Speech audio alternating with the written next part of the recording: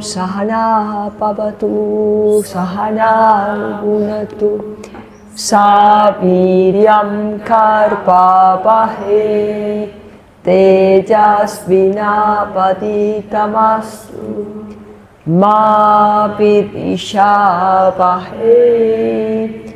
Om Shanti Shanti Shanti. Om Paz Paz Paz. Om Namah Shivaya. Bueno, como yo hoy por supuesto que todo el mundo tiene que saber que hay satsang por la mañana, como que a mí se me olvidó decirle a Carlos ayer, la verdad, entonces, pero ya lo despertaron pues o le ya bien. Entonces, bueno, lo que pensé es que como siempre al final hacemos los anuncios y todo eso, entonces voy a empezar con eso pues para no quitarle tiempo pues. Entonces, bueno, lo primero es los que se van, acuérdense que los que vivan en Medellín, que tenemos Atman Yoga en Medellín, que es espectacular pues, una oasis pues ahí en esa ciudad demasiado bonito, y les propongo mucho que sigan con la práctica de Hatha Yoga. O sea, que estamos ahora promocionando mucho los retos pues, de Hatha Yoga. Eso es la base de la salud. Yo creo que pues, los arquitectos saben súper bien. Entre más alto quieran llegar en una construcción, más fuerte tiene que estar la base. Y la base de la salud, yo creo que son dos cosas. Shivananda decía en el mensaje de ayer del calendario pues, que yo tengo en mi mesa de noche, decía la base de la salud es la alegría. Y eso, check. Acá ya eso está, no veo ningún problema. Lo veo antes demasiado alegre. Como dice la gente que viene, entonces hay que calmar la gente. Y yo creo que la alegría y Hatha Yoga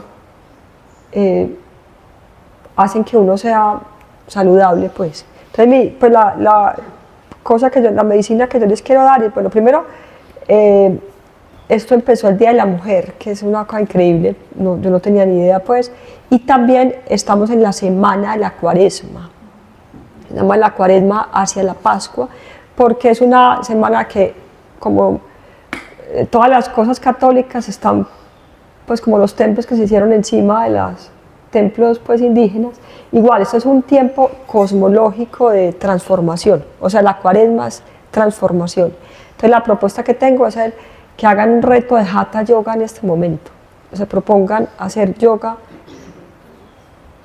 o 21 días, que da como el primer surquito del hábito, o 3 meses, que eso ya, o sea, si alguien hace yoga 3 meses,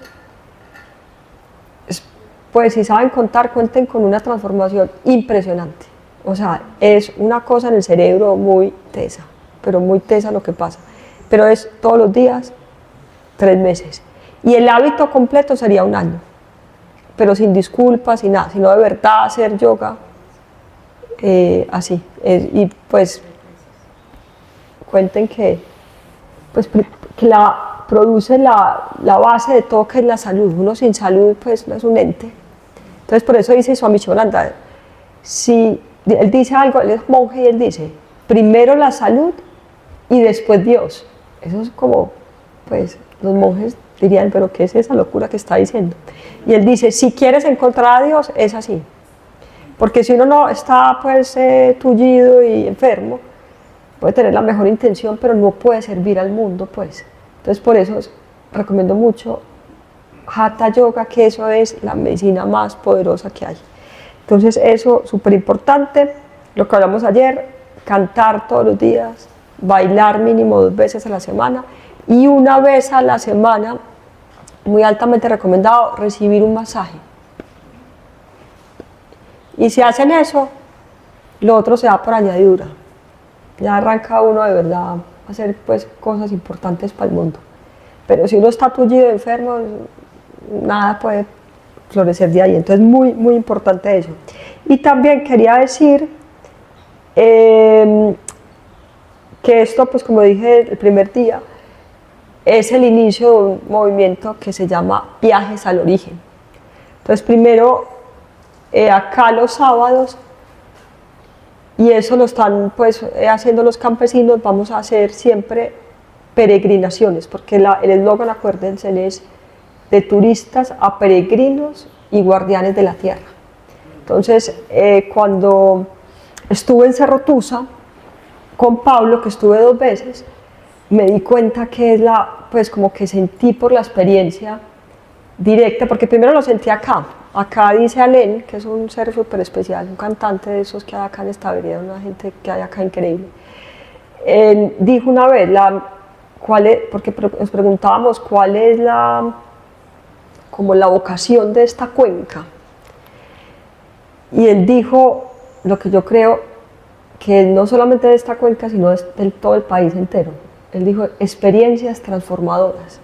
Entonces, decía mi primo ayer, hablando con Carlos, pues mi primo chiquito están los 2 primos chiquitos de las 2 familias acá, y uno de ellos, porque decía Carlos que el ser humano está haciendo lo mismo que hacen los parásitos, ¿cómo se llaman esa gente? Como cuando uno se enferma, los microbios. Sí. ¿Los qué? No, pero los virus, exacto. Que el ser humano es exactamente, pues en este momento que estamos chiflados, pues, estamos actuando como un virus, pues, en el planeta. Así como biológicamente los virus colonizan y no sé qué, bueno, como que eso es igual, pues, a lo que estamos haciendo los seres humanos. Muy loco, muy chiflado, muy loco. Pero entonces lo que yo sentí en Cerro Tusa es como la diferencia entre la piedra del Peñol y lo que es verdaderamente peregrinación. Y eso es una cosa, o sea, peregrinación, porque decía mi primito, el que viene ahorita, que lo vi por acá, decía que la metástasis pues, de ese virus es el turismo. Y es verdad, un turismo mal manejado, eso puede ser la metástasis del virus, pues, completamente. Pero yo tengo fe en la peregrinación, yo tengo fe en eso. Y pues, o sea, lo reafirmé cuando estuve con Pablo 2 veces en Cerro Tusa, pues, que eso es, o sea, lo de la piedra del Peñol, eso es turismo de chancleta, como dice el mono. Pero esto es una experiencia transformadora, pues, y eso es lo que quiero promocionar, pues, quiero ayudar, pues, a que eso pase, esos viajes al origen, pues, que nos despierten, pues, las vibraciones altas, pues. Y creo pues que eso es una cosa pues muy importante, y acá todos los sábados vamos a hacer eso. Va a ser carísimo, lo tengo carísimo, pues clarísimo, no, y no lo va a obtener yo, eso no, que lo hagan los de acá arriba, totalmente, porque no podemos llevar masa, eso es lo primero, pues. Pero la idea es, y lo sentí ayer también, demasiado, ayer que estuve, yo no sé cómo resultó eso tan bonito ayer. Yo cuando me vine para acá, para el templo, iba a dar el curso de yoga para principiantes, pero salió el sol y cambié de plan, o sea, ni le dije a nadie, salí corriendo para arriba a coger ese rayito de sol, pues. Y ahí espontáneamente llegó Carlos y llegaron Pablo y llegaron los primos, yo no sé, como que se formó una cosa ahí súper bonita.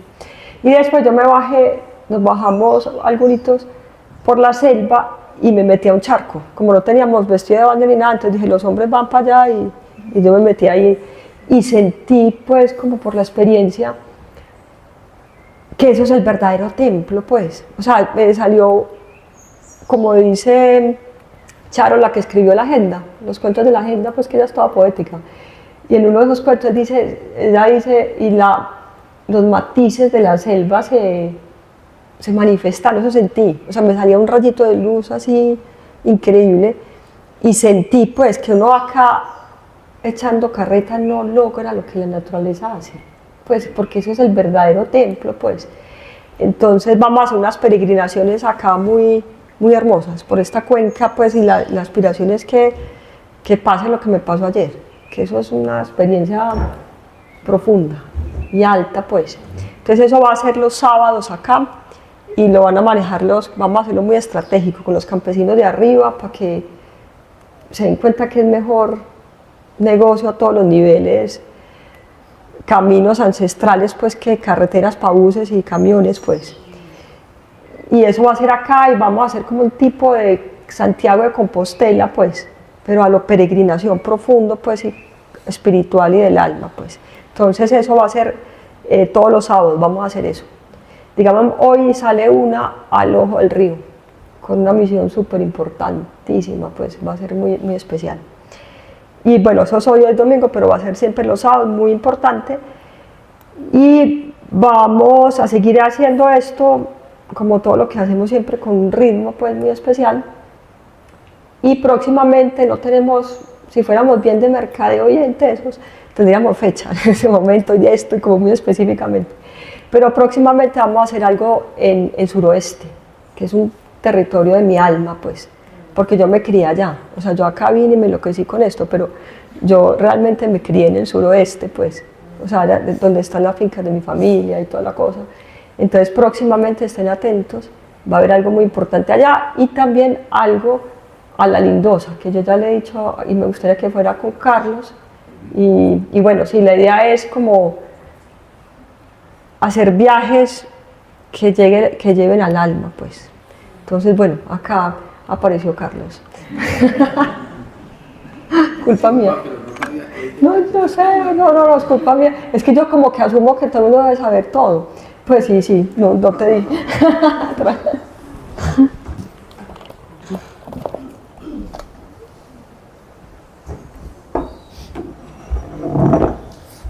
¿Qué hacemos? Si quieres hacemos preguntas y respuestas. Bueno, sí, perfecto. Entonces vamos a hacer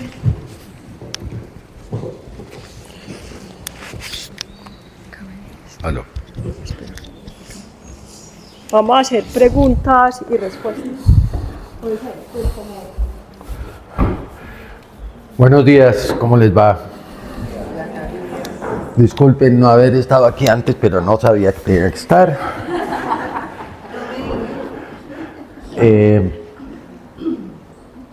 Yo creo que en aras de aprovechar estos momenticos, como dice Cris, unas preguntas y aprovechenme.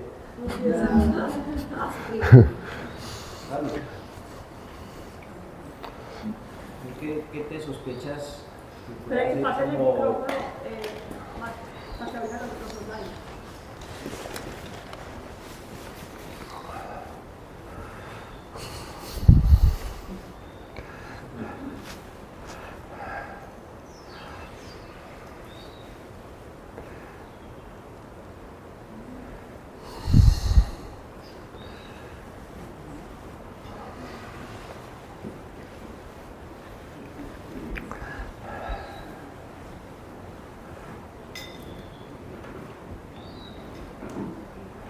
Así está bien y puedes hablar un poquito más de lo que escucho.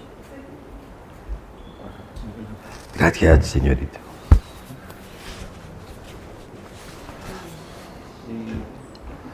Carlos, ¿qué cree, qué se sospecha usted que pueda ser como la joya de la corona que esté todavía por descubrir? ¿Usted qué cree que está?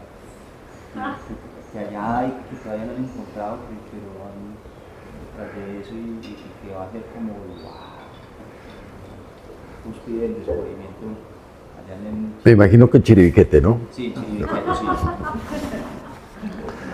Bueno, yo creo que el gran anhelo que tenemos, porque ya somos parte de un equipo, ¿no?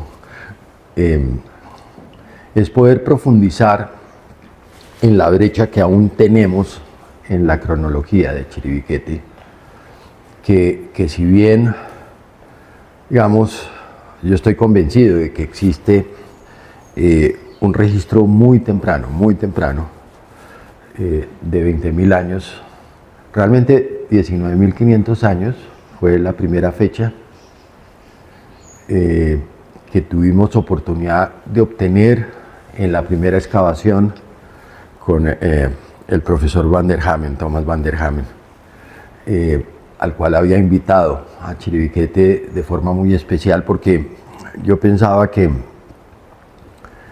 después de tantos sobrevuelos y de haber visto desde el aire este sitio que parece Jurassic Park o el Avatar, y yo veía unas grutas y unas cuevas que dije, no, lo más probable es que aquí haya evidencia de registros paleontológicos, fue lo que me imaginé inicialmente. Nunca pensé en el hombre realmente, paleontología.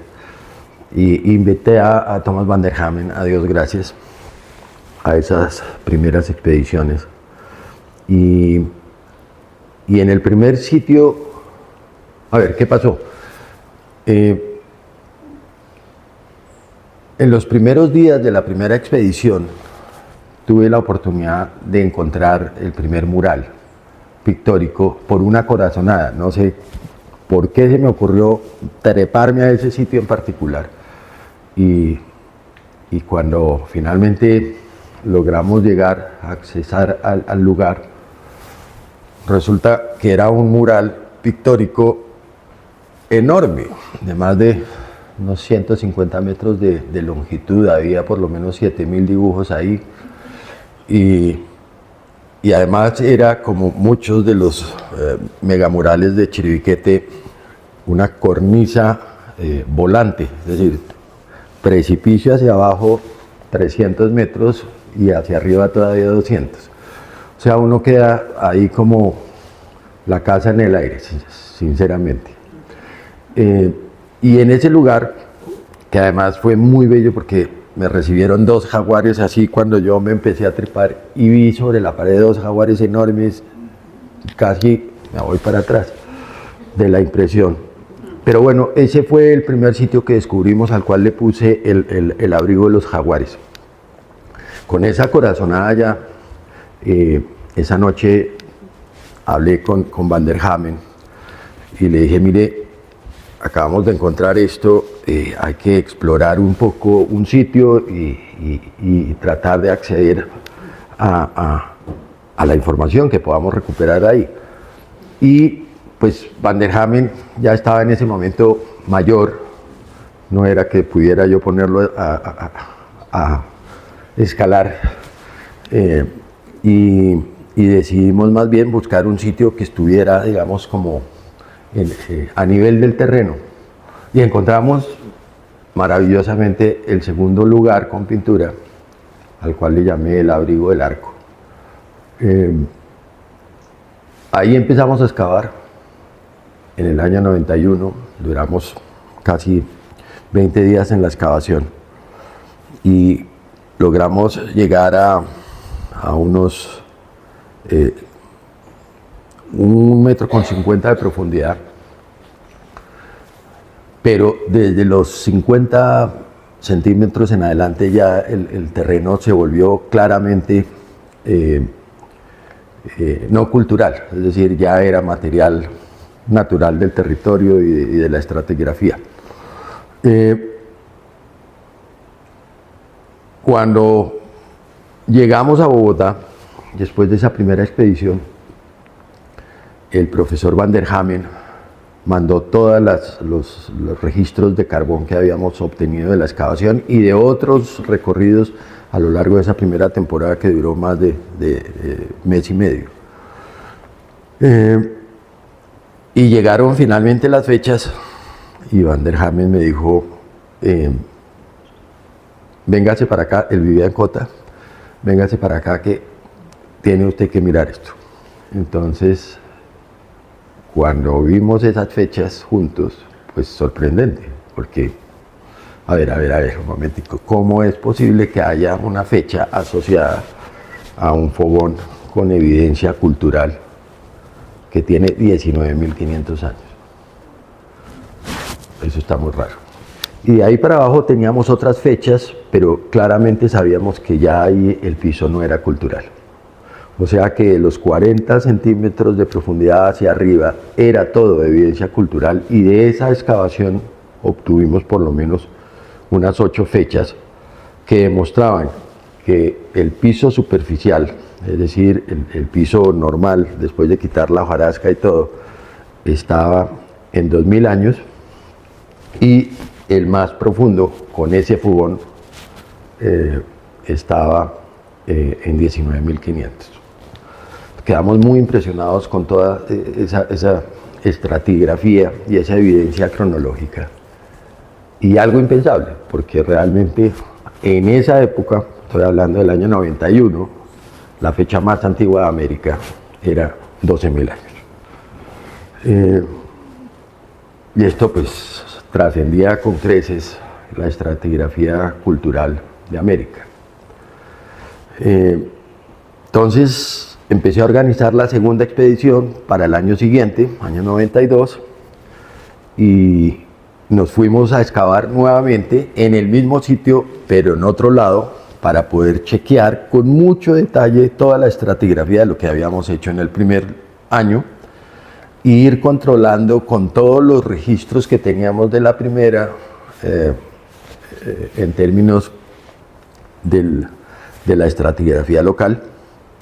Y bueno, volvimos a coincidir que más o menos a los 45 centímetros volvía a terminar la estratigrafía cultural. Nos devolvimos a Bogotá, se volvieron a mandar todas las fechas de esa excavación y, oh coincidencia, el estrato que nos había salido muy antiguo de 19.500, ahora estaba en de 22.000 años. Y todo de ahí para arriba coincidía perfectamente. O sea, ahí estábamos en un problema muy serio. Van der Hamen, durante mucho tiempo, yo diría que hasta su muerte, siempre quedó preocupado con esas fechas, porque él era un especialista muy importante, palinólogo, que trabajaba mucho con el Pleistoceno y el Cuaternario, comienzos del Cuaternario, un experto paleoecólogo de Colombia y de Sudamérica, porque su trabajo era impecable y había además acompañado durante muchas excavaciones a la persona más importante de Colombia en Pleistoceno, que es Gonzalo Correa Lurrego. O sea, había estado en casi todas las excavaciones apoyando a Correal en muchos aspectos, y claramente todo lo que se había hecho en la sabana de Bogotá y en el Valle del Magdalena, pues distaba mucho todavía de haber podido uno pensar que hubiera la posibilidad de que esas fechas tan tempranas existieran en Colombia. Y él siempre se quedó con la espinita de que no supo cómo explicar eso. Y yo también me quedé con la espina. Habían aparecido en los dos fogones, en el primero un registro de huesos, de materiales para elaborar las pinturas, y una serie de fragmentos de roca con lo que parecía ser pintura artificial, pintura cultural. Parte de eso, de esa evidencia la mandamos a España, donde nos hicieron unos análisis, y finalmente lo que salió es que el contenido de esa pintura era mineral, o sea, no tenía trazas de haber sido intervenida con materiales orgánicos, lo cual es un problema muy serio para el arqueólogo, porque no hay forma de datar la pintura en sí misma, sino sus asociaciones. Y eso, digamos, se quedó ahí, como entre el tintero, durante varios años. Los otros registros cronológicos se extendían hasta pues, épocas muy iniciales, pero había una brecha muy gorda entre los 19.000 y la otra fecha antigua que teníamos era 5.800, antes del presente. Obviamente, cuando contábamos en los medios internos del sector arqueológico, y Van der Hamen también pues, comentaba las cosas, había mucho escepticismo con esas fechas, por supuesto, y no podíamos nadar contra la corriente porque en ese momento la evidencia de todo el continente demostraba lo contrario. Solo había un sitio en América, en Brasil, de una inminente arqueóloga que aún está viva, de origen franco-brasilero, que es Nide Guidon, y ella había hecho un trabajo formidable en otra serranía en el estado de Raimundo Nonato, en Brasil, que es el famoso sitio de Capibara. Habían empezado trabajos desde los años 70. Había declarado ese sitio Parque Nacional por toda la voluntad y el empuje de esa mujer, que veía que eso era un sitio extraordinariamente importante. Mucha investigación francesa se realizó en ese lugar, pero digo, cientos de excavaciones para tratar de encontrar las fechas, y ellos lograron obtener, digamos, unos registros tan importantes de hombre temprano que finalmente ahí Madame Guidon construyó finalmente uno de los laboratorios más interesantes que hay en América, que se llama el Hombre Americano. Es un museo y además es un laboratorio. Y las fechas que ellos obtuvieron después de múltiples investigaciones que siguen hasta el día de hoy, demostraban unas fechas muy antiguas, superiores a 20.000 años, otras que estaban sobre 17.000, y de ahí en adelante todo el chorrero hasta la época más o menos reciente de la conquista. Entonces, digamos, mi comparativo era como esa fecha de 17.000, que coincidía más o menos con lo de Chiribiquete. Tenían una superior, pero que nadie creía, que era de 23.000 años. Y finalmente, a Madame Guidon, los arqueólogos de América y del mundo entero le hicieron una pelea muy fuerte, porque obviamente esas fechas empezaban a resquebrajar una teoría que se ha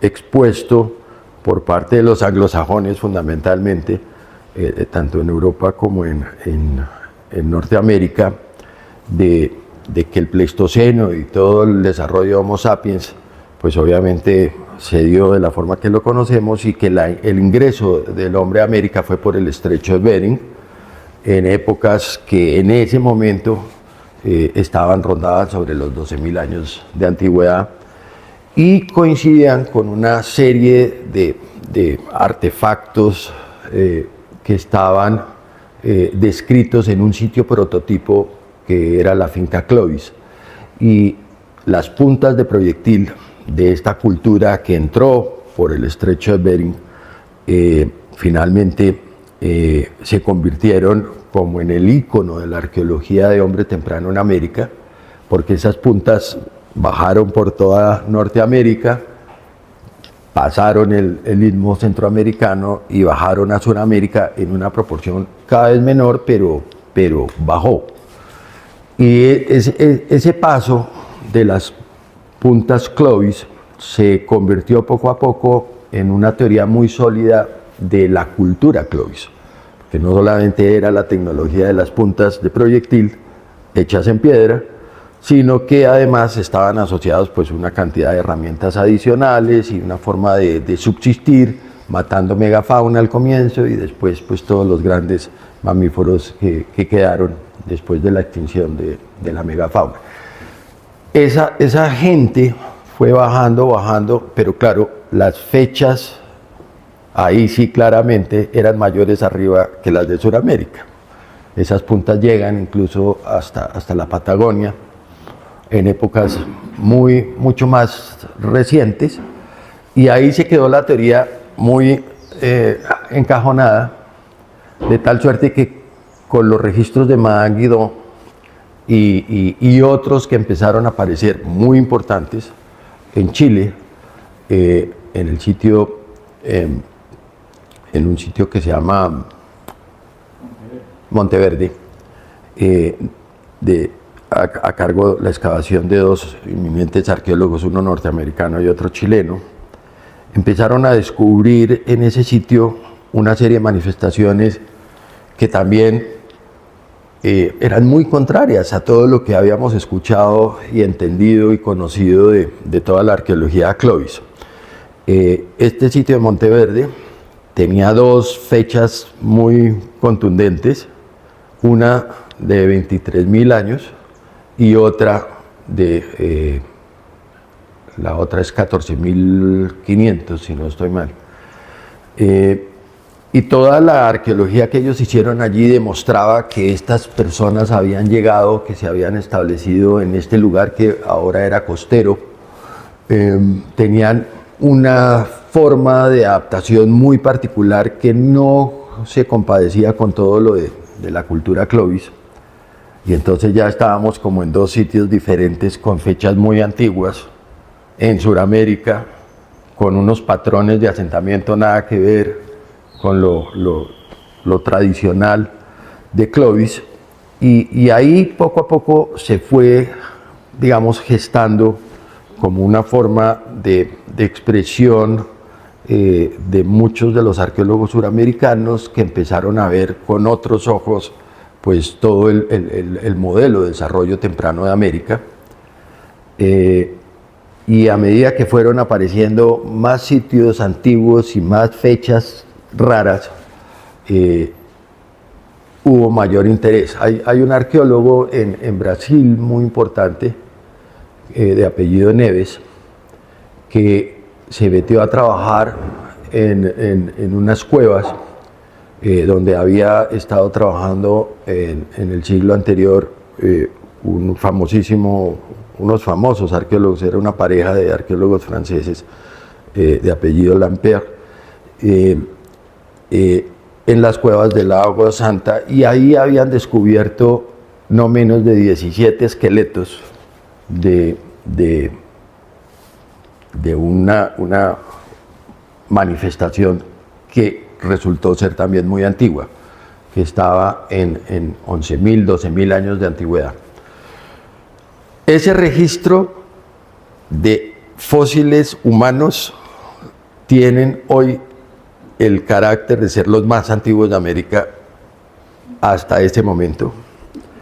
Todas las fechaciones pues fueron muy interesantes, etc. Y entre lo registrado en Brasil, en Capivara, más lo de la Agua Santa en el estado de Minas Gerais, finalmente se pudo comprobar por la evidencia ósea que los cráneos de estos esqueletos no pertenecían a gente asiática, pertenecían a gente diferente, que tenía más un carácter oceánico, del Pacífico, que lo que es el modelo asiático en términos de cráneos. Se hicieron muestras de ADN, salieron resultados muy interesantes, etc. Y Neves empezó como a establecer toda una serie de teorías que estipulaban que evidentemente había una posibilidad que estas personas no hubieran estado por el estrecho de Bering. Y ahí se fue confabulando como una teoría. Pero bueno, para volver a su pregunta, y con este contexto general, yo me quedé siempre con la idea en cada expedición de poder encontrar evidencia que me ayudara a resolver el tema de estas fechas tan tempranas, que aparecieron en la primera y segunda expedición, pero que nunca más me volvieron a aparecer. Y mientras tanto, seguí buscando y buscando otro sitio en el cual excavar que tuviera estratigrafía, o sea, piso de suelo con evidencia orgánica de cualquier tipo, que en la excavación nos permitiera volver a hacer lo que hicimos en el Abrigo del Arco, una secuencia cronológica basada en la evidencia cultural, y que ojalá pudiera otra vez volver a tener un sitio que me permitiera fechas tan antiguas. Nunca lo encontré. Pasaron muchas expediciones, muchos años, y todos los sitios que fui encontrando eran siempre la misma característica: cornisas volantes, donde no hay suelo. Cuando uno llega a esa cornisa, a ese pequeño corredor que utilizaron para pararse y hacer las pinturas, es una cornisa de piedra, donde no hay depositación de materia orgánica de ningún tipo. Esporádicamente una que otra manchita puede tener un poquito de humus, pero insignificante. Entonces, el problema serio de Chiribiquete es que toda la evidencia que yo he ido encontrando está dispersa y dispuesta sobre el suelo que es de roca y que, como lo hemos podido comprobar, diferentes contextos que toca excavar con mucho cuidado porque están a superficie de tierra, pueden ser de fechas totalmente diferentes. Lo que pasa es que los registros más antiguos, pues obviamente son los que más rápido desaparecen porque pues nada aguanta 20.000 años. Y ahí, digamos, en todos estos megamurales que he tenido oportunidad de excavar, me he cuidado mucho de desarrollar un mecanismo para poder, primero, asegurar que no vamos a dañar la fragilidad de ninguna excavación que es muy delicada, porque vuelvo a insistir, es una cornisa que puede tener el doble o el triple de este tapete, aquí un paredón con las pinturas, un abrigo rocoso, sigue para arriba y hacia abajo de esta cornisa un precipicio. Entonces es muy difícil realmente hacer cualquier tipo de trabajo ahí. Y cuando además todo el registro de todo lo que ha pasado ahí puede estar confinado en este mismo piso horizontal de roca, con fechas muy antiguas y muy recientes, todas juntas, entonces la cosa se complica, porque eso es un desafío para el arqueólogo que no está en ningún libro, en ningún manual. Nadie ha excavado un sitio como este, nadie. Entonces nos tocó desarrollar una técnica que yo la llamo arqueología forense, y es como llegar a una escena de asesinato, de esas películas de crimen, y marcar cada sitio para que nadie lo mire, lo toque, ni se acerque, todo en medio del trabajo de prospección que obviamente, pues con todo esto que hay que estar mirando y cuidando y todo el mundo queriendo ver la pintura primero, es muy difícil. Pero hemos logrado avanzar y el hecho es que estamos muy interesados en poder volver a encontrar registros muy antiguos, como los que encontramos en esas primeras expediciones. En esta última expedición que hicimos con Pablo y con un equipo muy importante de investigadores, especialmente italianos, uno de mis socios principales ahora es Francesco Saura, que él es un geólogo especializado en cuevas. Finalmente es una eminencia y se ha ido especializando en una temática que es la geología planetaria. Es decir, geología planetaria que incluye a la Tierra nuestra, pero incluye todo lo demás, toda la información del contexto más amplio a nivel cósmico, con toda la evidencia que ha ido cayendo al planeta de los meteoritos y de todas estas cosas. Él es uno de los especialistas en entender la geología de toda la información que cae sobre la Tierra a lo largo de mucho tiempo. Y él es instructor de la NASA y de la Agencia Espacial Europea. Los lleva a entrenamiento todos los años a varias cuevas en Islandia, donde hay cuevas de frío extremo y de calor extremo, y se meten allá a estas cuevas a entrenar a los astronautas en todo lo que es la adaptación, el mantenimiento de condiciones. Porque a los astronautas, pues obviamente les queda siempre la misión de ir a recoger muestras en caso de que puedan alunizar, que fue lo que hicimos ya, pero igual lo están tratando de hacer ahora para Marte. Y con él empezamos a trabajar en un esfuerzo para ir a explorar unas cuevas en Chiribiquete, que yo tuve oportunidad de ver en dos oportunidades, Fuimos a buscarlas en esta oportunidad y no la pude encontrar, pero ahí está latente todavía el tema. En esa cueva, a mi juicio, va a haber una información monumental, porque la cantidad de pintura que se requiere o se requirió para pintar todo lo que hay en Chiribiquete tuvo que salir de algún lado en unas concentraciones muy amplias de este óxido de hierro, la hematita fundamentalmente, y eso debió salir de un sitio muy particular. Eso no puede ser así en unas formas y en unas concentraciones específicas que hoy no hemos encontrado ese lugar, y yo me imaginaba que esa cueva era la que nos iba a dar esas señales, además de otros registros que pudieran salir, ojalá, los huesos humanos de esos primeros exploradores continentales que llegaron a Chiribiquete. Entonces, el gran reto es huesos y cueva.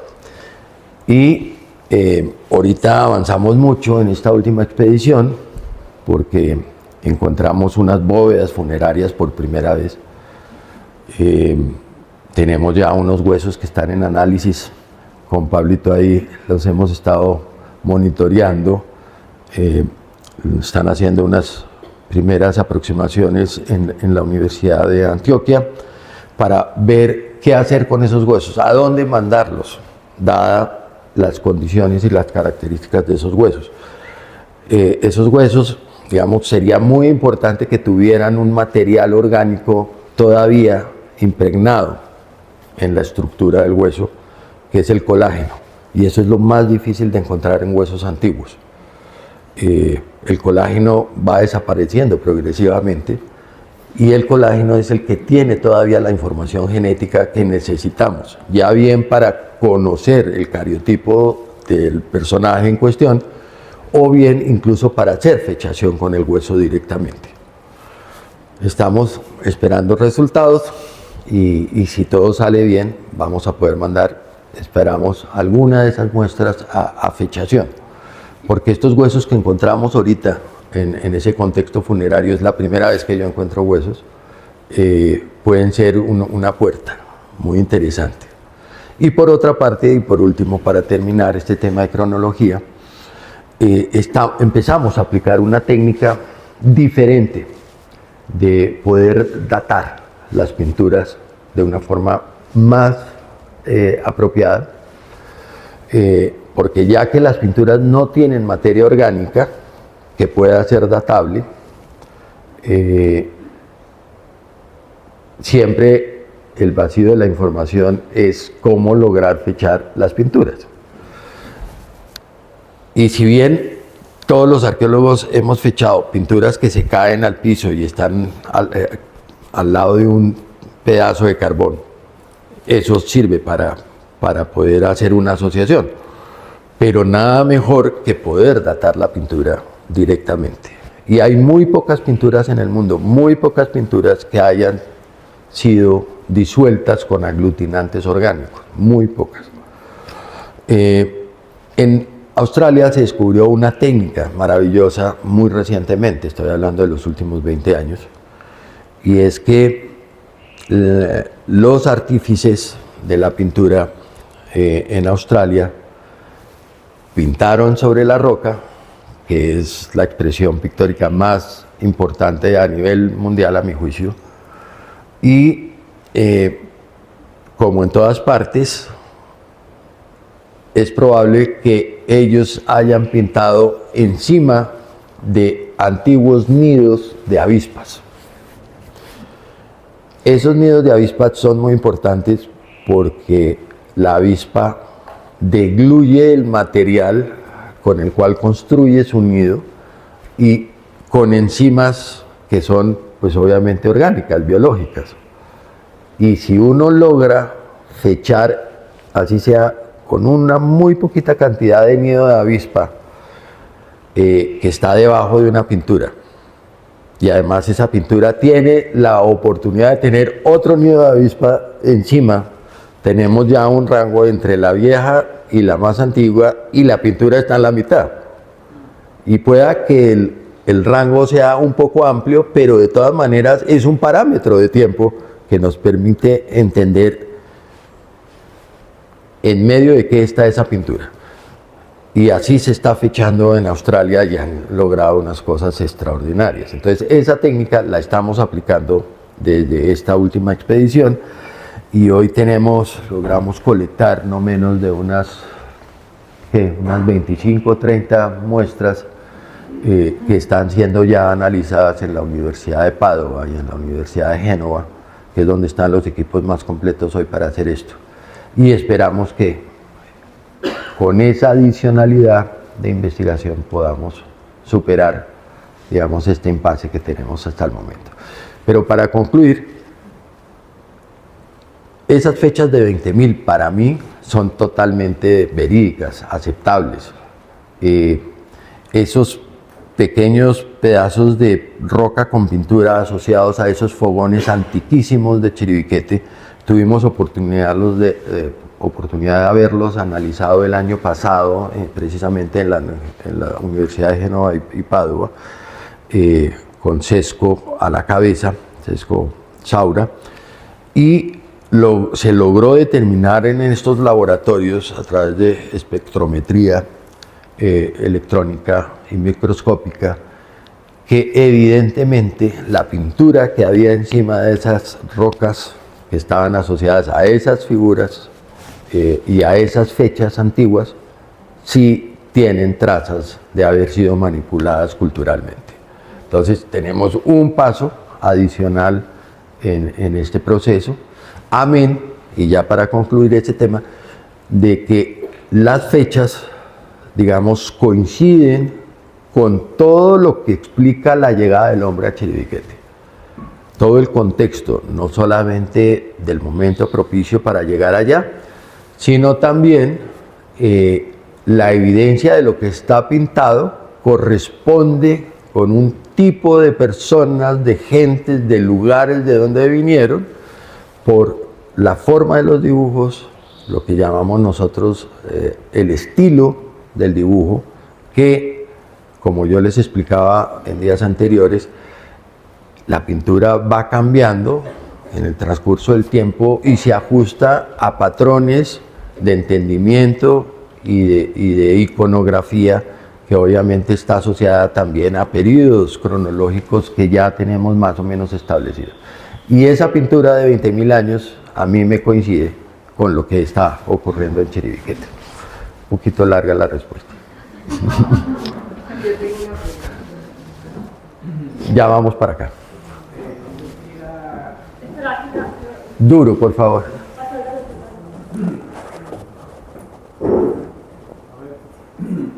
Quisiera que nos cuentes qué es lo que sientes que ha sido el impacto más profundo en ti, ser el protagonista de esta historia, ¿no? Haber llegado a un lugar que te estaba esperando, porque si no hubiera llegado, y cómo ha vivido toda esta historia y qué sientes que es lo que más ha movido en ti. Sí, muy importante la pregunta, difícil de responder y sobre todo en cámaras, pero lo que sí me puedo aventurar a decir es que claramente este es un episodio transformador de vida, es decir, no es gratuito que yo le haya dedicado mitad de mi vida ya a este tema y que esté tan absolutamente obsesionado, por no utilizar otro término, con el desarrollo de lo que está pasando acá. Es tan multifacética, digamos, el espectro de todo lo que me ha ocurrido a mí en Chiribiquete, de todo tipo, en experiencias que se pueden manejar desde la perspectiva de nuestra realidad cotidiana y desde la perspectiva del hombre moderno, como también todo lo que ha ocurrido desde la perspectiva de otro tipo de conocimientos, como lo entienden los indígenas, y que son cosas más imperceptibles para el ojo de un científico, pero que han ocurrido y eso ha enriquecido un poco mi percepción y mi forma de entender hoy la realidad, que como lo explicaba yo ayer, cada uno de nosotros tenemos una forma diferente de entender la realidad. La mía, puedo decir con gran satisfacción, ha sido un regalo de vida, un regalo total de vida, haber podido llegar allí, haber tenido la magia de este lugar, impregnándome permanentemente, asombrándome. Cada expedición es un asombro diferente, cada cosa de lo que ocurre allí me ha enseñado cosas fundamentales y me ha ayudado a crecer y a entender la realidad desde mi perspectiva de una forma un tanto original. Y ayer, hablando con algunas de las personas que están, que no las veo por ahí, pero por ahí están, eso. Mientras ustedes estaban en baile flamenco y toda esta cuestión, yo estaba hablando con ellas y les explicaba que hay algo muy interesante del concepto de origen, y es que todo el fundamento que se da desde la perspectiva de la ancestralidad, el principio y el fundamento, la fuente de vida en todas nuestras culturas, son parámetros que de alguna manera logran subsistir ahí en el aire hasta nuestros días, más de lo que uno se imagina. Pero uno no tiene el ojo ni los sentidos educados para ver esa información. Cuando uno agudiza la información desde la perspectiva del conocimiento y de la actividad, por ejemplo, en mi caso, miles de horas, miles de noches trabajando con esas estructuras gráficas que son sagradas, a mí me ha cambiado la forma de ver las cosas en mi cerebro. Neuronalmente, neurológicamente, mi cerebro se funciona de una forma muy diferente. Porque es increíble, por ejemplo, que a mí me queda más fácil, como a los indígenas, hacer la lectura del paisaje, hacer la lectura de un bosque, hacer la lectura de un sitio, de una forma que de otra manera otras personas no lo pueden ver. Y eso es la manipulación de todos estos códigos que obviamente terminan impactando e improntando el cerebro de una manera muy particular. Porque si la mitad de tu vida has pasado viendo eso, manipulando eso, tratando de explicar eso, esas imágenes se van fijando en el cerebro de alguna manera. Y eso es lo que de alguna manera es la tradición a lo largo de todos los pueblos. Es digamos, el gran reto, la gran misión del chamanismo en todo el mundo, en los sitios donde subsiste y sobre todo en el neotrópico nuestro, es que los chamanes tienen una información milenaria que han ido acumulando, que han ido pasando de generación en generación, y que en la gran mayoría de los casos una muy poca parte de ese conocimiento lo distribuyen al resto de los actores de su sociedad, pero la buena parte de la otra información está en su cerebro. Hay cosas que no se pueden hablar, hay cosas que no se pueden discutir, hay cosas que no se pueden mostrar, y solo a unas personas les es posible ver eso. Y yo lo he vivido en carne propia hoy ya, en mi trabajo como antropólogo y arqueólogo, y sobre todo como especialista en Chiribiquete, que me empezó a abrir una forma específica de ver y conjugar todas esas variables para construir una idea de realidad, una concepción que es finalmente la que cada cerebro de nosotros arma. Yo, por ejemplo, vivo aterrado cada vez que voy a Bogotá, me voy al Museo del Oro, y es increíble lo que yo veo en esas piezas. Lo que yo puedo leer de esas piezas a partir de Chiribiquete es impresionante. Y sé que una persona normal que entra por primera vez al museo, pues ve una pieza ahí, punto. Yo veo unas conexiones enormes, veo unos códigos, unas formas como se expresan esas cosas, pero igual, aquí en las rocas, en la forma como están dispuestas determinadas cosas del paisaje, hay una lectura. Generalmente la historia en últimas es una historia construida por la naturaleza. Los indígenas entran a un bosque y lo leen perfectamente y pueden saber cuál fue un sitio sagrado, cuál no, por las características del lugar. Sienten la energía, la absorben y la interpretan. Y eso es quizás lo más importante del conocimiento chamánico, que son intérpretes de la realidad entre los mundos. El chamán es un intermediario entre el mundo subyacente, al cual nosotros generalmente no tenemos acceso, el mundo terrestre, la realidad, y el supramundo. Y ellos son los que logran conjugar todas esas energías para provecho y bien de sus comunidades. Entonces ese conocimiento se ha ido, digamos, transmitiendo de generación en generación, y mucho de ese conocimiento subsiste gracias al chamanismo. Hoy buena parte de lo que hacen todas las culturas aborígenes e indígenas en el mundo se hace gracias a ese legado que los chamanes han ido defendiendo y, hasta donde es posible, distribuyendo entre sus aprendices y en el resto de la sociedad.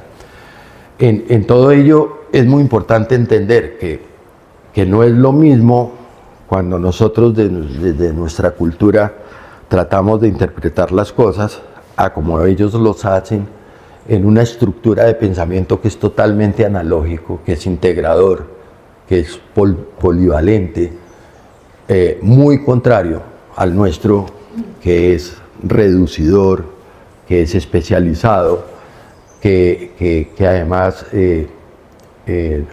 no logra hacer las conexiones del todo, como lo hacen ellos.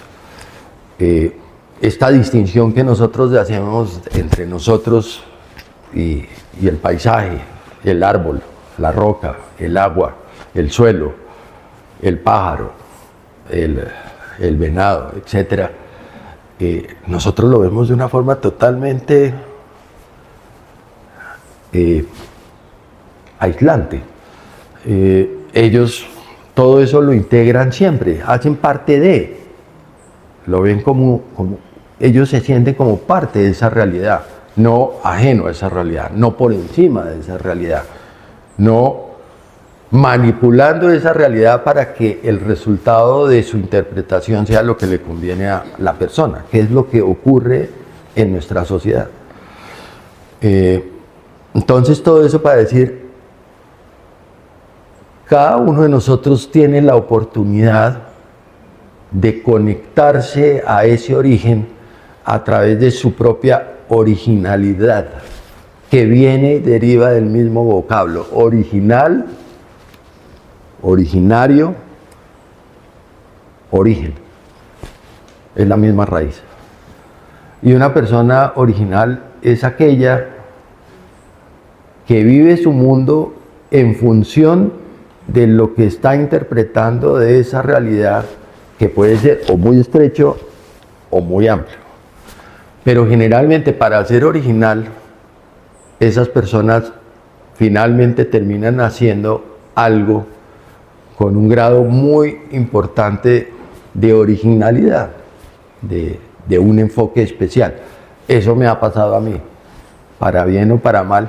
Tuve la fortuna de haber sido preparado e instruido, no en la universidad solamente, sino en el mundo aborigen, en este contacto que he tenido con múltiples grupos a lo largo de mi vida, el aprendizaje que he tenido de ellos, la propia realidad que la fui viviendo a partir de este mundo vivo que es Chiribiquete, y que me fue abriendo el camino y me fue dejando ver lo que hoy entiendo de ese lugar, que yo sé no es igual para todos.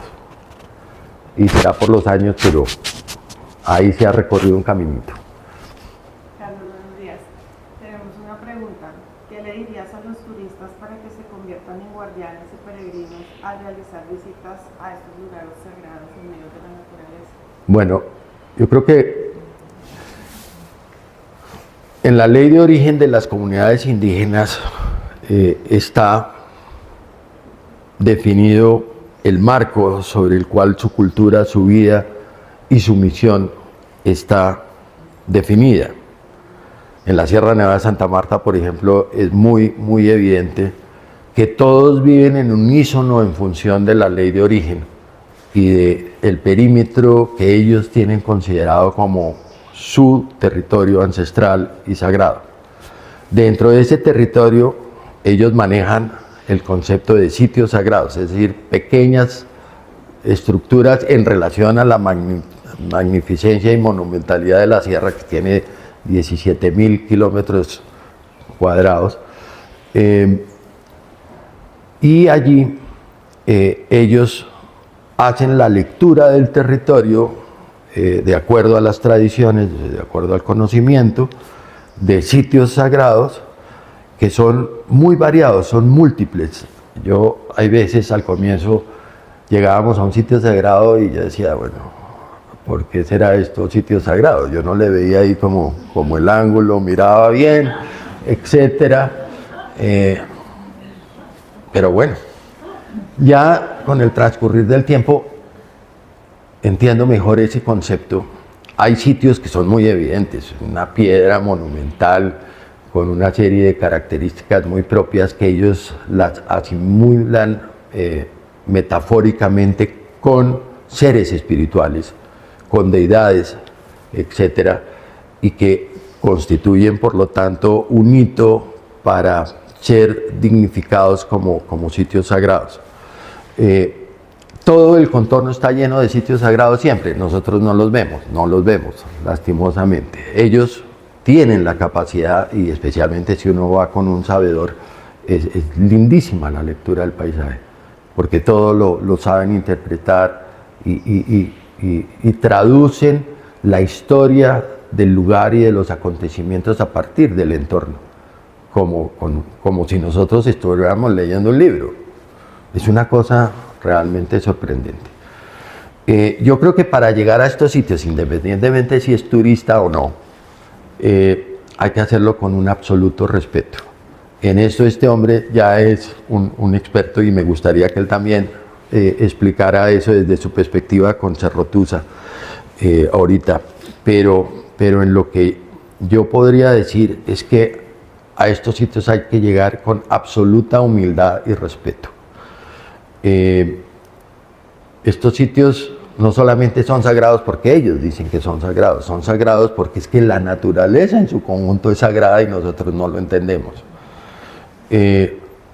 Pero cuando hay ciertas señas, ciertos rasgos, a uno se le dispara el cerebro. Me pasa a mí.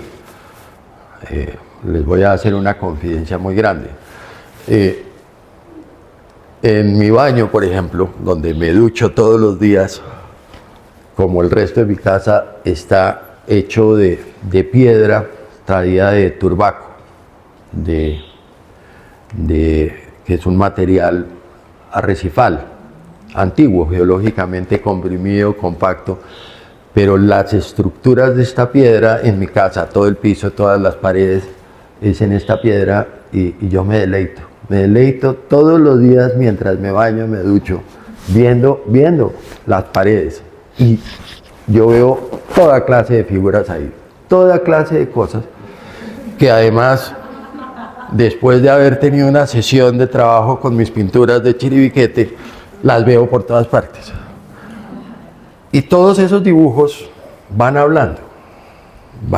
Y no es una locura, es una elaboración científicamente comprobada del cerebro.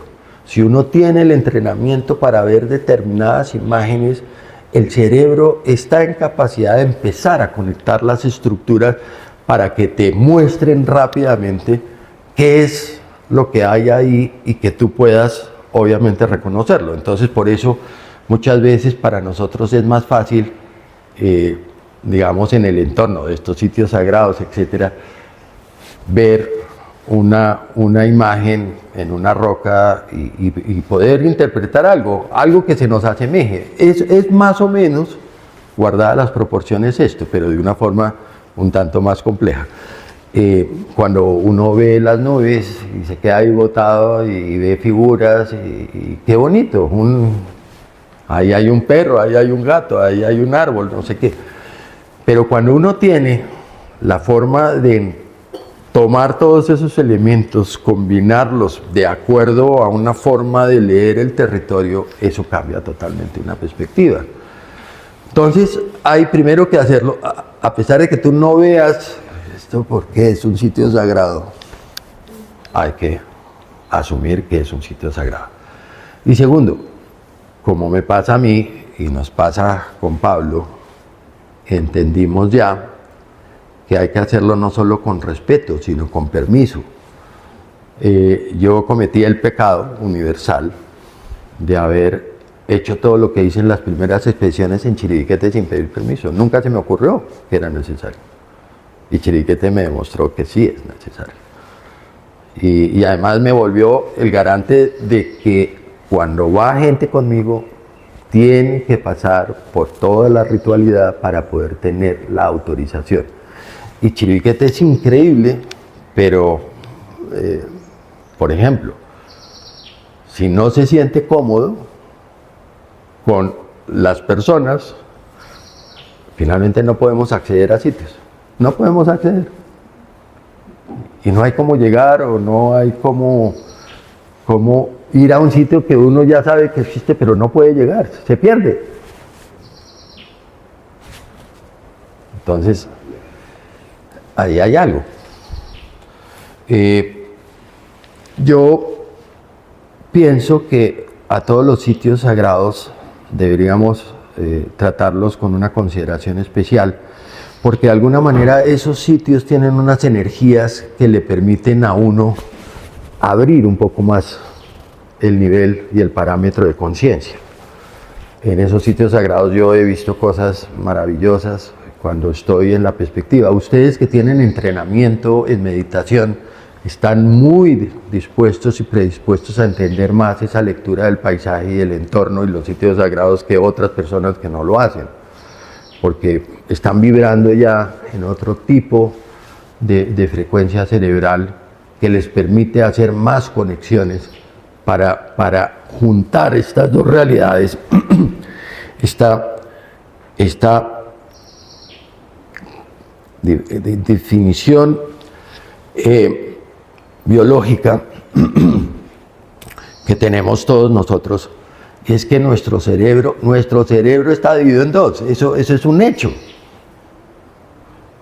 Y los procesos que ocurren en esos dos lóbulos del cerebro son diferentes, son percepciones que nos permiten hacer cosas muy diferentes que si sabemos manejarlas y organizarlas, te dan una lectura del entorno juntando esos elementos y obviamente llevándolos al parámetro nodal del cerebro para poderte dar la imagen de la realidad. Y no es simplemente lo que uno quiera ver, no. El cerebro sabe conjugar también como para poderte mostrar las cosas un poco más veraces de lo que son. Entonces, ser original es llegar a alcanzar también esa forma diferente de ver el mundo y estar muy agradecidos con los sitios que uno pueda conocer. Es que para mí es un deleite lo que he tenido estos días, un deleite total de la naturaleza. Yo me siento, le decía a Cris, como en la Sierra Nevada de Santa Marta, en esos sitios recónditos que aún quedan en la sierra, con estas cascadas, esta agua cristalina, esos remansos de luz que penetran por la espesura del follaje, esa bruma mañanera, esa lluvia que cae y te arrulla. No, eso es algo increíble. Y este entorno en el cual ustedes han estado estos días es un privilegio.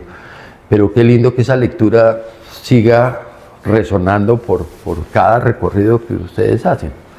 Entonces, para los guías, sí, hay que un poquito conocer, asesorarse de las personas locales, que son las que mejores, digamos, entendimientos tienen del territorio, y ojalá entender mejor la disposición de lo que uno debe lograr para estar en un sitio sagrado. Yo, lamentablemente, por mi imprudencia al comienzo de no conocer esto suficientemente bien, tengo ya una condición crítica de neuropatía crónica en mi cuerpo que me impide muchos movimientos y me duele mucho el cuerpo. Es una sobrecarga de energía enorme, monumental. Y a Dios gracias, atendido más o menos a tiempo, me han logrado estabilizar eso. Me han logrado permitir que no siga creciendo, porque el pronóstico es que eso iba a seguir generando una serie de disturbios cada vez mayores y mayores y mayores. Y hay ciertas personas dentro de la originalidad que somos más receptores de esa energía que otros. Eso es así. Entonces yo soy como un transformador. Cada vez que voy a Chiriquete me pego unas sobrecargas muy fuertes. Y también en otros sitios, pero especialmente me pasa en Chiriquete. Eso ya lo he venido manejando. Hay gracias al conocimiento indígena una serie de fórmulas, de mecanismos que me han permitido seguir maniobrando con cierta discreción en este entorno. Y pedir permiso para entrar a los sitios sagrados es fundamental. Ojalá, como lo hace Pablito. No sé si Pablo, venga, usted termina de responder qué hacer con los guías.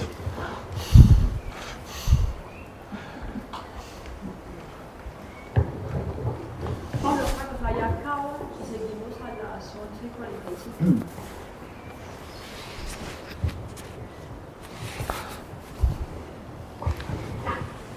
¿A mí me escucha?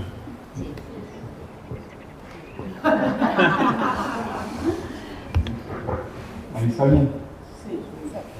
Bueno, para mí, nuevamente estar acá, vuelvo y lo agradezco, y siempre es un privilegio muy grande, un gusto y una alegría.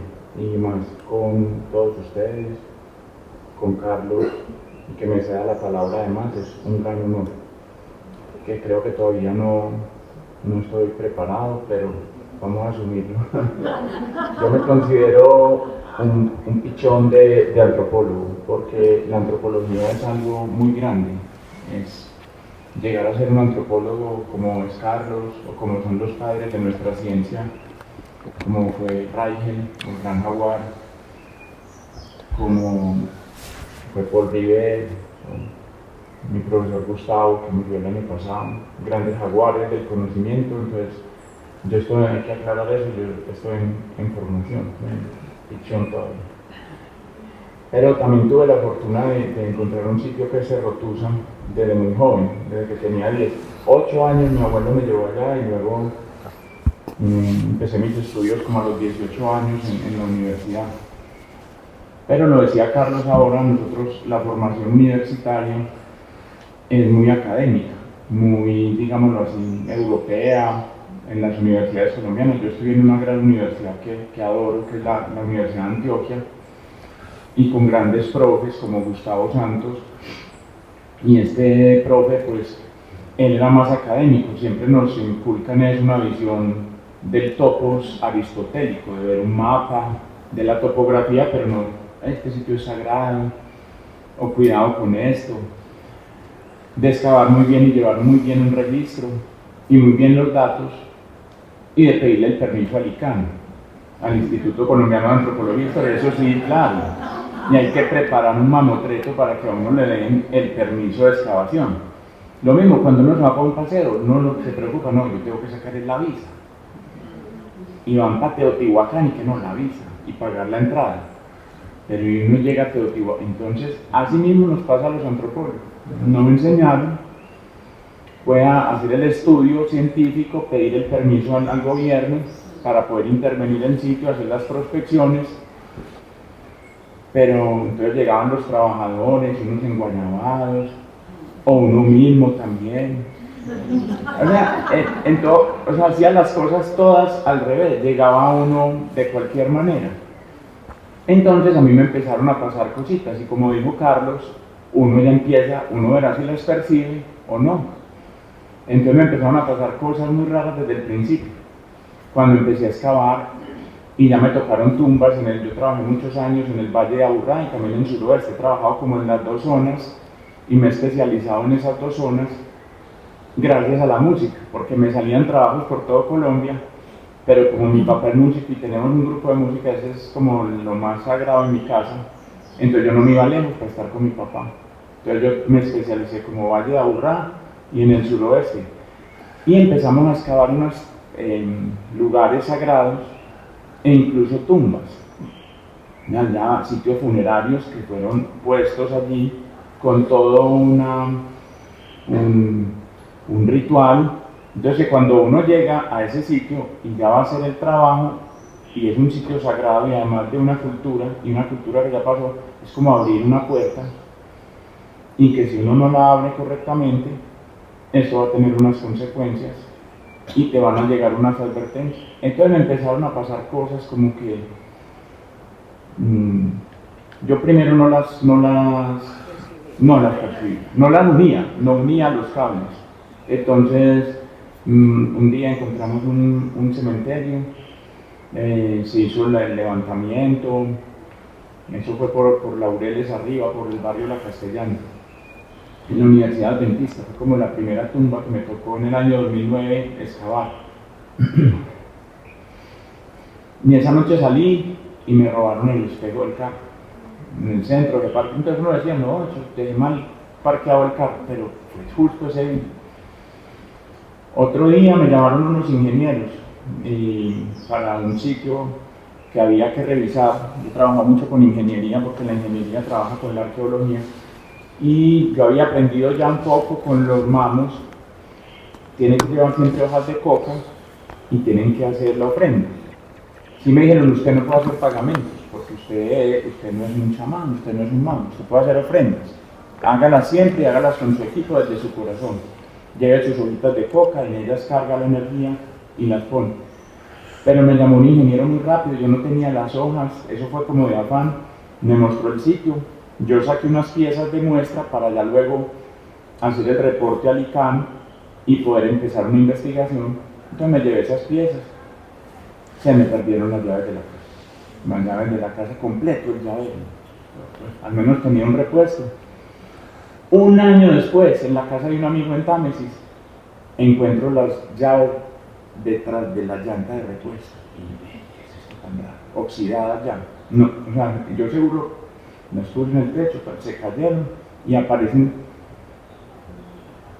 en Támesis esas llaves. No, esto que es tan raro, ¿cierto? Entonces, preguntando, y muchas cosas así fueron pasando. O sea, les puse 2 ejemplos, pero una cantidad de cositas como de molestias y que nos iban pasando. Otro día un trabajador también, llegamos a trabajar en Támesis. El primer día, él tenía como muy buena conexión, haciendo un pozo de sondeo, ahí mismo sale la cerámica. Y se largó un aguacero, no pudimos hacer la ofrenda. Ese trabajador al otro día fue a llevar la niña al colegio, la llanta pinchada. Claro, Pablo, usted tenía toda la razón. Venga, rápidamente hay que pedir este permiso. Entonces así eso ya se nos volvió más importante que pedir el permiso en el ICANN y que todo, el respeto por estos sitios. Entonces ya siempre es como un bailarín que no hace calentamiento, o un músico que no calienta su instrumento, o un yogi que no empieza haciendo primeramente su mantra y poniéndose ya, acondicionándose ya con todo el universo. El arqueólogo o la persona que va a visitar un sitio sagrado, lo primero que tiene que hacer es hacer una ofrenda pedir un permiso y desde su corazón. No hay un protocolo exacto, ¿cierto? Es desde uno, desde la humildad y desde poner el corazón. Nosotros casi siempre hablamos y le decimos a los espíritus que hay en el lugar, esto lo vamos a tratar de hacer con todo el cariño, con toda la impecabilidad, como dicen los guerreros, lo mejor posible en las capacidades que yo tengo, y todo va a ser puesto a servicio de la sociedad, para que la gente conozca lo que pasó en este lugar y sus ancestros. Entonces yo fui a estudiar con los mamos, fui con Laura, que nos invitaron, pero yo había ido también en el año 95 con un combo de adolescentes, pues eso parecíamos esa película como la de Stand By Me, unos locos con unos morrales gigantes a la Sierra Nevada, nos perdimos. Yo tenía 17 años, ese fue el viaje transformador. Gracias a ese viaje yo empecé en el mundo de la antropología, yo estudiaba ingeniería. Y fui a la sierra, pero también muy de una manera, pues, como una aventura de unos muchachos. Y llegué a Nabusimac, pero no fue, pues, obviamente ese entendimiento, pero sí me marcó, allá yo sentí un llamado. Y volví la Semana Santa pasada, o sea, hace un año nos invitó ya una saga, una mujer sabia, y nos recibió en su casa y fuimos. También estaban esperando a mi papá para que fuera, iban a intercambiar música, pero mi papá no pudo ir, entonces permitieron que Laura fuera. Y estuvimos allá estudiando con ellos. Entonces las preguntas eran, ¿usted por qué excava sitios sagrados? De una, me hicieron como si fuera una audiencia. Vestidos de blanco, en las oficinas espirituales de Nabusimac, que con el principal mago, o sea, eso era como estar uno en el Olimpo con unos dioses. Era la saga a un lado, el mamo de la música, que es especialista en las flautas, Charo, y el mamo Pedro. Y él no hablaba, todo el rato hablaba, era en su lengua. La saga era la intérprete. Nos dijo, ¿usted por qué está interviniendo estos sitios allá en el suroeste? Cuéntenos usted lo que pasa. Yo dije, vamos, es que nosotros trabajamos con obras de ingeniería y vamos tratando siempre de anticipar. Si no somos nosotros con la arqueología y la investigación, pues llega la retroexcavadora con la cuchilla y no queda nada. Son piezas de cerámica húmedas de 1000 años con restos óseos, entonces esto queda inmediatamente destruido, o los dientes de una retroexcavadora. Entonces, ¿qué hacemos? Entonces él ya era pensando, nosotros tratamos de hacer lo mejor posible, y estas culturas ya eran los aburrades, los sinifanades, ya no están. Entonces él se quedaba pensando, entonces ya como que entendía. Y bueno, ¿y qué hacen con las piezas? Yo dije, pues algunas las vamos poniendo en vitrinas para que la gente aprenda. Es que las vitrinas, usted está encarcelando los espíritus de todas las piezas. Y yo que venía pues de la formación de la universidad, y llegar allá donde estos maestros a que le digan a uno, usted lo que está haciendo está totalmente mal. Y el mamo de la música me dijo, ¿usted cómo toca música? Y yo le dije, bueno, yo toco por escalas, yo me sé la escala árabe, me sé la escala gitana, me sé la escala de blues. Y ay, según usted no sabe nada, usted no se sabe la canción de la rana, usted no se sabe la del sapo, ni la del mico, ni la del mono. Así, o sea que yo quedé pues mejor que todo lo que había estudiado ya casi 50 años y había aprendido, quedó mi conocimiento en nada. Entonces, ¿qué voy a hacer? Entonces hubo como muy lindo, como una mediación, y nos pusieron a hacer una meditación y a viajar por todos los sitios que yo había intervenido. Entonces el Valle de Aburrá, como hemos trabajado tantos años protegiendo. Entonces nos pusieron unos hilitos a hacer una limpieza de todo lo que habíamos intervenido, y luego me dijeron, lo vamos a ayudar, pero usted siempre tiene que hacer las ofrendas. Nunca puede hablar de pagamento porque usted no es un mamo. Va a seguir haciendo ofrendas siempre, cuando llegue a los sitios va a seguir pidiendo permiso. ¿Y cómo los va a cerrar los sitios? Con alguien que sea indígena de ese territorio. Usted tiene que hacer alianza con los embera. Eso nunca nos lo enseñaron en la universidad. Nosotros en la U, pues la arqueología era una cosa muy científica y no nos enseñaron a hablar con nuestros propios pueblos. Entonces un arqueólogo cuyo tema es las piezas y la cultura indígena, pero su materia prima es el mundo indígena y no tener discusión con él. Entonces eso ha sido muy lindo también porque me ha permitido irme haciendo amigo de los pueblos indígenas del suroeste, ahora que estamos en una gran defensa allá en esta zona. Entonces bueno, eso para contarles un poco y complementarlo de acá. Estupendo. El cierre de las llaves, la apertura de las llaves y siempre estar muy atentos porque no es solo lo que vemos en este mundo, sino que siempre hay señales que le van a mostrar a uno por dónde caminar de manera más respetuosa y más segura, y seguramente este sitio, pues es que todo Colombia, dice incluso la ley, es arqueológico. Todo nuestro territorio está lleno de lugares sagrados. De esta cuenca hemos mirado, porque yo ya venía de esta cuenca hace varios años, en libros, en escritos, y no hay muchas referencias ni estudios arqueológicos. Hay en unas represas que hizo ISA cerca, en la Jagua, creo que es que se llama. Y en el Museo del Oro hay varias piezas de acá, con procedencia de San Rafael hermosas. Claro, acá obviamente hay minerales y los indígenas aprovechaban los aluviones. Hay caminos que hemos visto, y caminos que luego siguieron en la época de la conquista y la colonia, como el camino de Iquitos, que venían desde Puerto Nare.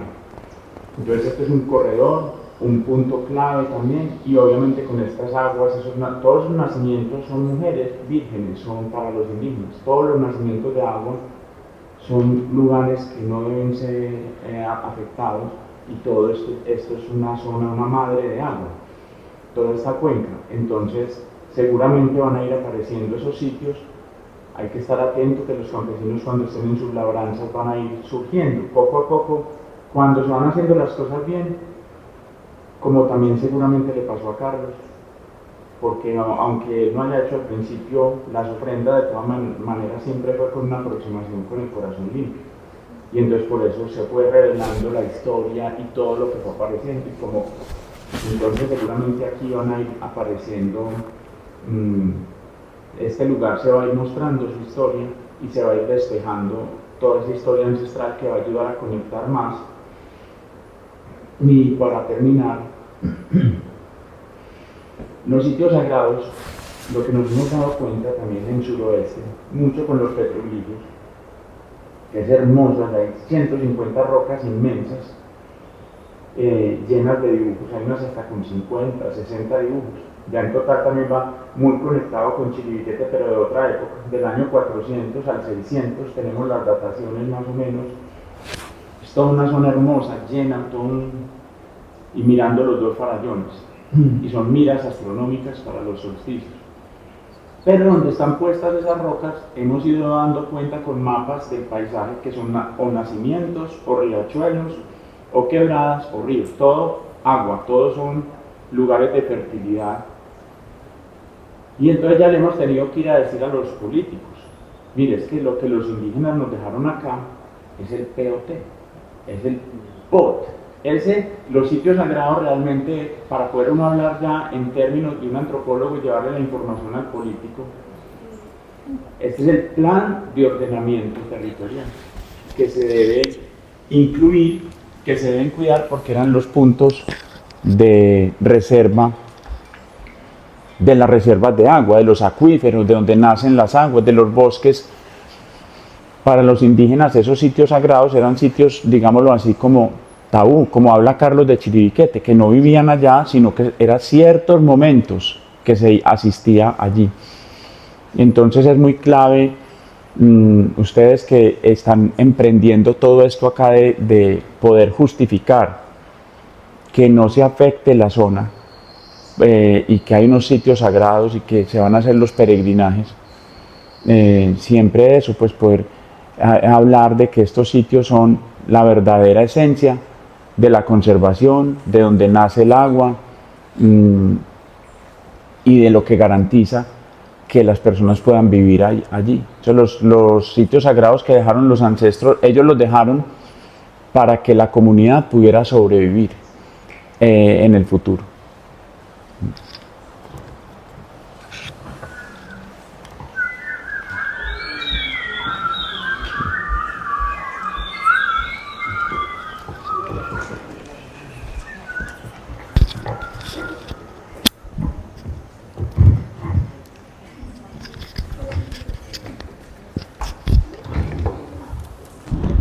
Bueno, aprovecho para hacerle promoción a una cosa muy importante, y es que a los sitios sagrados, yo siento mucho, hay que llegar a pie. Para llegar con humildad hay que llegar a pie. Entonces acá se hizo una carretera que es una puñalada al río, al borde del río, que eso es una locura que no se puede hacer, pues eso es un homicidio, pues. Pasa un río vivo que quedan muy poquitos en el planeta. Entonces ya está la carretera, la están pavimentando, es una lucha, bueno. Pero yo me inspiro mucho, para mí un movimiento muy grandioso son los ciclistas. Y hay unos que son muy radicales y otros menos, pues más como, acá tenemos uno muy importante. Y a mí me gustan los radicales, esos son los que me gustan a mí. Tienen ese movimiento de tomarse la calle, mis héroes, me encantan. Y ellos dicen, ellos se toman la calle con ríos de ciclismo, pues. Entonces, bueno, una propuesta muy difícil, porque cuando ya la carretera está pavimentada y todo eso, decir que la gente vaya a pie, eso pero lo que yo quiero promocionar es que nos bajemos donde está más grave la carretera. Yo lo estoy haciendo y me parece espectacular, y entra uno entonado, porque a un sitio sagrado se tiene que entrar a pie, y debe haber un cable para los viejitos, tullidos, pues, y esa gente. Pero nosotros, pues los que estamos todavía bien, tenemos que entrar a pie. Eso para mí es como arranca la cosa bien, pues para entrar uno entonado. Yo lo he sentido por mi experiencia. Hace días me quedo y entro por la selva, me meto al río y ya entro entonada, ya entro acá bien.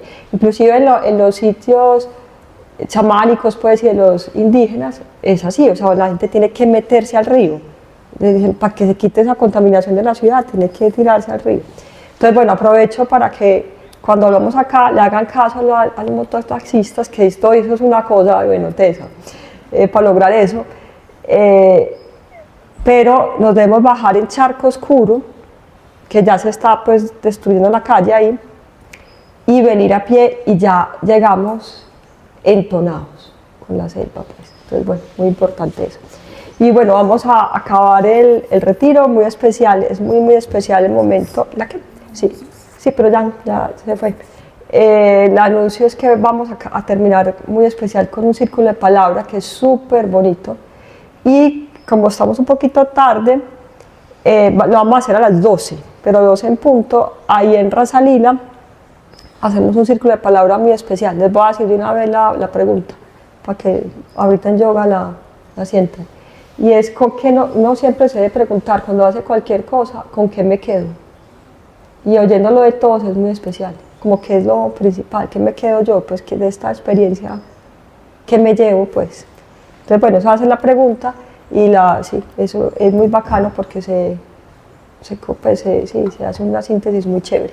Entonces, bueno, vamos a acabar rápido para poder hacer yoga, que es muy importante, y nos encontramos allá, como dije, a las 12 en punto, en el círculo.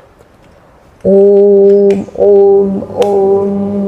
Purnamada Purnamidam Purnat Purnamudachyate Purnasya Purnamadaya Purnameva Vashishyate.